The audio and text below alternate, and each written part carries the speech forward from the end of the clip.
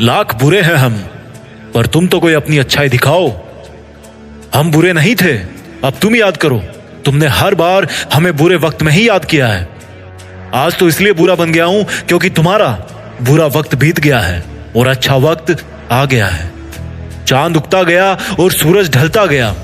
मैं ज्यादा अच्छा बनने की कोशिश में सबकी नजर में बुरा बनता गया। वक्त बुरा है साहब, मैं बुरा नहीं, और मैं बुरा हूं तो फिर कोई भी अच्छा नहीं। जब जब अच्छाई की खोज में निकला, दुनिया ने मुझे बुरा कह के पुकारा, और जब जब लोगों के बुरे वक्त में साथ दिया, लोगों ने मुझे अच्छा कह के पुकारा। आज का ये पूरा वीडियो एक बहुत ही जरूरी टॉपिक पे है। अगर आपने इसको बिना स्किप किए पूरा ढंग से समझ लिया, तो आज इसी वक्त से आपकी जिंदगी की आधी से ज्यादा समस्या खत्म हो जाएगी और जिंदगी पटरी पे दौड़ने लगेगी।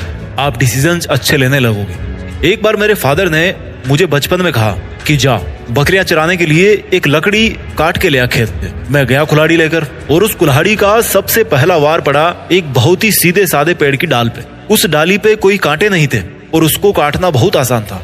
उसी के बगल में एक और दूसरा बबूल का पेड़ था जो पूरा कांटों से भरा था। मैंने उस पेड़ के तो पास में जाने की भी नहीं सोची। मैं क्यों कांटे चुभाऊं भाई अपने हाथ में। इंसानों के साथ भी बिल्कुल वैसा ही होता है। जो इंसान टेढ़ा होता है ना, जो थोड़ा कम अच्छा होता है ना, उसको ज्यादा डिस्टर्ब नहीं किया जाता, उसको ज्यादा तंग नहीं किया जाता, और आमतौर पर उसकी बातें मान ली जाती है। वही अगर कोई सीधा बंदा होता है तो उसको अपनी बात मनवाने के लिए पापड़ बेलने पड़ते हैं, और लास्ट में फिर उसको वही मानना पड़ता है जैसा लोग उसको मनवाना चाहते हैं। इस वीडियो में हम बात करेंगे कि बुरा बनना क्यों जरूरी है, टेढ़ा बनना क्यों जरूरी है, और कैसे बने। देखो, जिंदगी में अगर आपने दो चीजों को सही समय पर सही ढंग से यूज करना सीख लिया ना, तो कभी धोखा नहीं खाओगे, कभी मन में पछतावा नहीं रहेगा। फिर चाहे लोग आपको टेढ़ा बोले या बुरा बोले। पहली चीज है हाँ, और दूसरी चीज है ना। सिंपल रखते हैं इस टॉपिक को, ठीक है।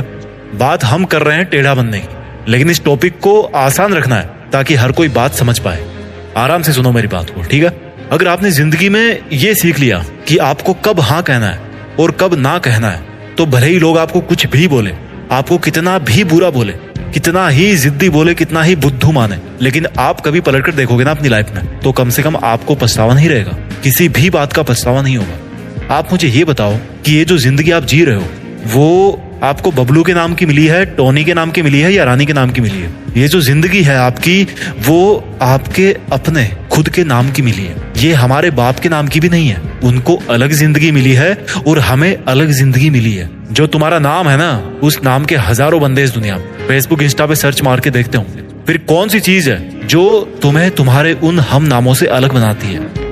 Your unique personality. और उसकी यूनिकनेस तब तक ही रहती है जब तक आप किसी और से अफेक्टेड होके किसी और की बातों में आके उनके जैसा ना करने लग जाओ।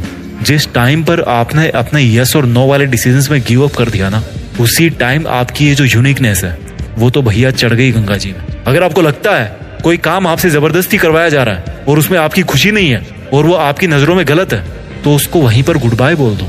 लोग आपको टेढ़ा बोलेंगे, बुरा बोलेंगे, बोलने दो।